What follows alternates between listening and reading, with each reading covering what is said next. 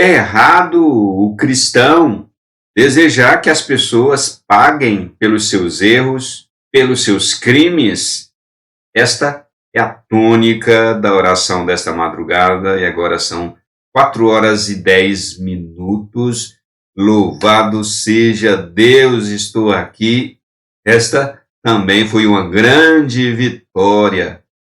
Levantar esta madrugada, sacudir a poeira, estar aqui para orar com vocês. Graças a Deus, estou muito feliz de estar aqui com vocês. Pois bem, hoje a nossa oração vai continuar com o Salmo 109 e agora vai entrar nos versículos de imprecações. É desejar que as pessoas paguem pelos erros que cometem.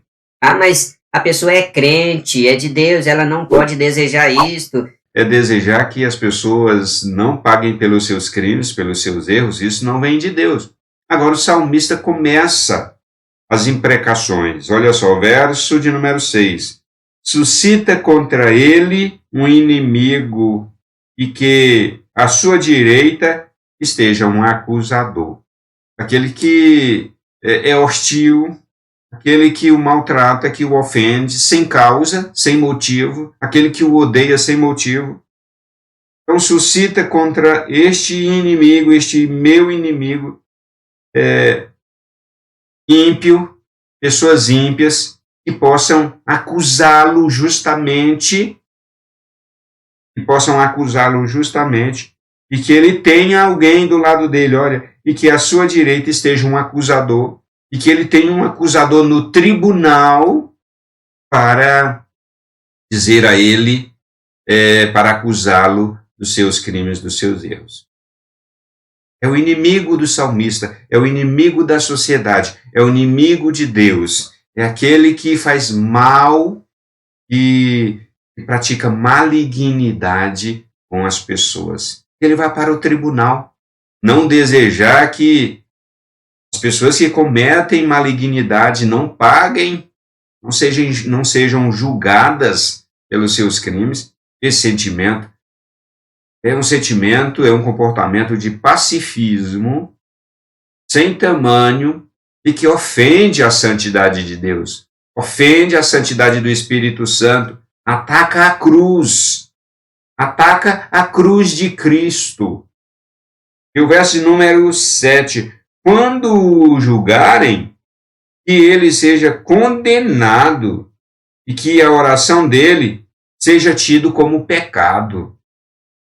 Ou seja, quando ele for julgado, quando o julgarem, que ele seja condenado e não absolvido. É uma tristeza terrível, é uma indignação terrível quando o culpado é absolvido em vez de ser condenado. Não cumprir com a justiça é um pecado horroroso, que ofende a santidade de Deus. Então, quando ele for julgado, que ele seja condenado e não absolvido. Que a justiça não cumpra o seu papel e que a oração dele seja tida como pecado. Até a oração que ele fizer não seja respondida.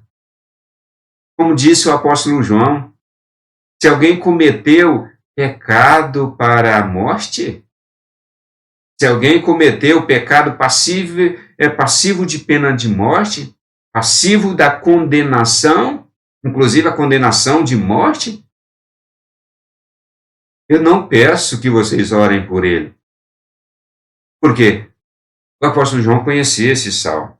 Como é que você vai orar para Deus? Você vai orar para Deus ser injusto? Você vai pedir a Deus que Deus não faça a justiça dele em cima daquele que merece a justiça. Então, isso é pecado, é absolutamente pecado. E é justamente isso que o salmista está dizendo aqui. O verso 9. Sejam poucos os seus dias e outro tome o seu encargo. Que ele viva poucos dias. E que outro tome o seu negócio. Que o outro pegue o seu dinheiro, a sua fortuna. Foi isso que o apóstolo Pedro disse em Atos capítulo 1, em referência a Judas. Judas perdeu a vida. E Pedro disse: outros tomaram seu encargo, outros ficaram no seu lugar, outro ocupou seu espaço, a sua função. O salmista está orando de acordo com a vontade de Deus, de acordo com o decálogo, os 10 mandamentos. Ele está orando de acordo com os ensinos dos profetas. Ele está orando de acordo com o que Deus ensinou à nação de Israel, ao povo de Deus. E o verso de número 9: fique órfão os seus filhos e viúva a sua esposa. Qual vai ser o resultado natural? E o resultado é a viuvez da esposa e a orfandade dos filhos. O verso 10: andem errantes os seus filhos e mendiguem, e sejam expulsos das ruínas de suas casas. O provedor morreu. Aquele que podia prover, o bem-estar para a família, perdeu a vida porque era maligno. Era maligno, perdeu a vida. O que aconteceu com a família dele? Vão andar errantes. Vão andar errantes e mendigando, e vão ser expulsos das ruínas das suas casas. E o verso 11: que um credor se aposse de tudo o que ele tem, que estranhos saqueiem o fruto do seu trabalho.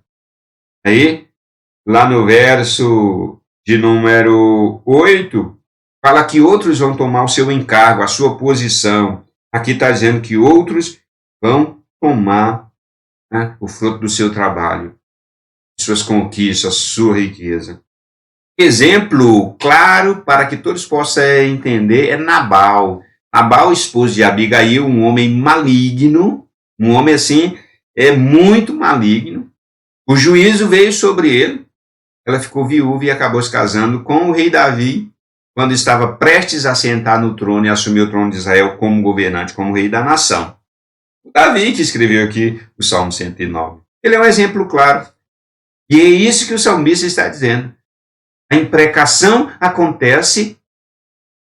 Agora, se não acontecer pela via humana, pela autoridade humana que Deus designou para fazer cumprir a justiça, ela vai acontecer pelas mãos do próprio Deus, porque não escapa. Escapa da justiça que os homens deveriam praticar, mas não escapam das mãos de Deus.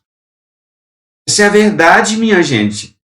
Vamos parar de pacifismo, vamos parar desse negócio. Mas a gente é crente, não pode desejar mal. Não, ninguém está desejando mal para as pessoas, não. Ser cristão verdadeiro não é desejar mal para as pessoas. Orar por imprecação não é desejar o mal das pessoas, mas pedir a Deus que faça a justiça. Então, o verso de número 12: ninguém tenha misericórdia dele, nem haja quem se compadeça dos seus filhos órfãos. E os filhos sofrerão as consequências da malignidade dos pais, do homem maligno, do pai maligno. 13: desapareça a sua posteridade e que o seu nome se extingua na geração seguinte. Somente está orando o que já está na lei. Lá no Decálogo, Deus diz: eu visitarei a maldade dos pais nos filhos. Homens malignos não geram gerações por séculos a fio, não geram. Pessoas malignas.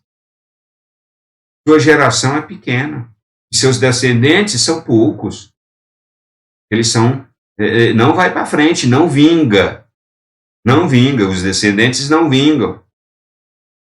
Já está na palavra de Deus, determinado por Deus. E o salmista está orando aquilo que é fulcro da lei de Deus, da palavra de Deus. Que a iniquidade, verso 14, de seus pais fique viva na memória do Senhor. Deus não esquece de fazer a sua justiça. Está viva. Por isso é que não escapa. Escapa da justiça que os homens deveriam fazer. em nome de Deus, em nome da verdadeira justiça, que é a justiça de Deus. Mas se escapar das mãos daqueles que Deus designou para executar a justiça de Deus, não vai escapar de Deus. Ele não esquece. Não é apagado da memória de Deus. E o verso 15, permaneçam entre os olhos do Senhor, para que faça desaparecer da terra a sua memória. É isto. Essa oração de imprecação, inspirada pelo Espírito Santo, serve para a nossa vida hoje. O que a gente vai fazer com toda esta verdade aqui? O que nós vamos fazer? Melhorar nossa visão de mundo, melhorar nossa compreensão de realidade. E, se necessário for, mudar mesmo, converter ela, dar uma volta de 180 graus e ir na direção correta. Os cristãos precisam ter visão de mundo correta. Ah, mas isso é contra Deus, está na Bíblia, está na palavra de Deus. Ou você considera os salmos como inspirado por Deus, como o apóstolo Pedro disse, é inspirado por Deus, foi Deus quem inspirou, é a verdade, é atual, é para agora, é para todos os tempos. Mas é velha, é arcaico. Não, Deus não invalida a sua palavra, Deus não invalida a sua lei. A lei de Deus não serve para um tempo e para outro, não. A lei de Deus servia para o Velho Testamento, mas não serve para o Novo. Não, não é assim, não. Ela serve para todos os tempos. A gente é que não entende. A gente é que não sabe usar da maneira correta. A gente é que não compreende como que as coisas funcionam. A gente que não compreende a palavra de Deus. Mas ela é a palavra de Deus para todos os tempos. Então, por que você não compreende? Porque você acha que é de um jeito, que é do seu jeito, que é do jeito que ensinaram para você. Isso não significa dizer que ela foi invalidada, que ela não serve. Ela serve sim. O que o salmista orou aqui, pedindo que a justiça seja feita. Isso parece chocante para os cristãos modernos, para os cristãos progressistas, pacifistas, para os crentes de hoje, infelizmente. Porque foram formados em uma sociedade e neste cristianismo que existe hoje, eu não estou aqui querendo reinventar a roda não, minha gente. Não estou aqui querendo reinventar a roda não, só está nas Escrituras. Mas vai passando desapercebidos e os crentes atuais da modernidade deixaram muita coisa da Bíblia para trás. Nós deixamos muitas coisas da Bíblia para trás. Que a gente acha que não é para agora, ou porque a gente não sabe usar, não sabe explicar, não sabe ensinar, essa é a verdade. Em vez dos pastores, dos líderes ensinarem a verdadeira palavra de Deus, eles ficam ensinando aí prosperidade. Eles estão ensinando triunfalismo, é como as pessoas serem vitoriosas, triunfalistas, e tudo é triunfalismo, e é vitória para cá e vitória para lá. É claro que ninguém nega essas coisas. Mas o que acontece é que ensinam isto e apenas isto, e tudo gira em torno do triunfalismo, tudo gira em torno de vitórias, não que isso seja errado, repito. Mas não é só isso, minha gente. É a palavra de Deus na sua integralidade. Paulo diz, eu não deixei de pregar todo o desígnio de Deus, tudo o que Deus diz, eu não deixo de pregar, eu ensino tudo. Até mesmo aqueles temas, aqueles assuntos que são impopulares, que as pessoas não dão popularidade, aqueles ensinos que mexem com as pessoas e elas não gostam, e elas se incomodam, e elas não gostam de mim porque eu prego sobre isto, mesmo que seja impopular para mim, mesmo que seja impopular para a igreja, mas eu prego. Esse é o sentimento de Paulo, e é isso que Deus quer. Eu convido aí os pregadores, por favor, os pregadores que buscam popularidade, que usam a palavra de Deus para pregar temas que geram popularidade, né? Se volte para as Escrituras e para todo o desígnio de Deus nas Escrituras Sagradas. Se volte. Mesmo que você não seja popular, se você não é popular diante de Deus, diante da sociedade, diante das pessoas, seu nome está escrito no livro da vida e se alegre por causa disso. Se alegre por causa disso. Vamos orar? Senhor, nosso Deus, no nome de Jesus Cristo, eu oro pela igreja do Senhor. e especialmente pelos líderes pastorais, os homens que o Senhor levantou para conduzir a sua igreja, e hoje, ó Deus, a sua igreja nas suas mais diversas formas denominacionais, ó Deus, mas que cada uma delas, os seus líderes pastorais, ó Deus, que eles sejam homens que preguem todo o desígnio de Deus e largue mão, ó Deus, dessa coisa de pregar somente temas populares, temas que afagam o ego das pessoas, temas que levam a este sentimento de triunfalismo. Ó Deus, tenha misericórdia, isso não é ser igreja. Ser igreja é viver todo o desígnio de Deus, é ter a visão de mundo moldada pelas Escrituras Sagradas. Tenha piedade, ó Deus, da sua igreja.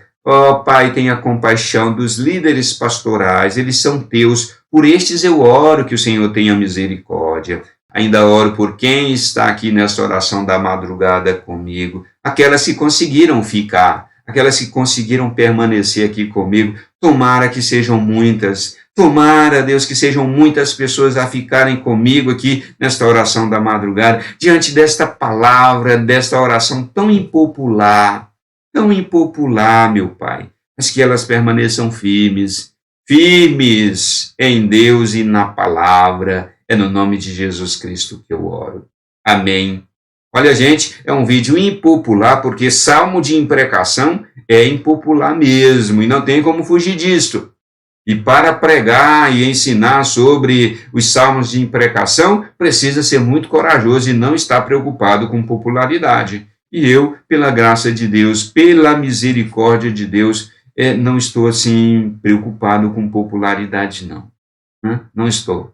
Agora, se você quer participar desse projeto de vida, vem para cá, se junta comigo. Compartilhe este vídeo aí para as pessoas. E se você tem um motivo de oração, pedido de oração, e quer que eu ore assim de maneira nominal e específica, escreve aqui embaixo. Escreve aqui embaixo nos comentários, deixa o like. E a gente se encontra na próxima oração da madrugada.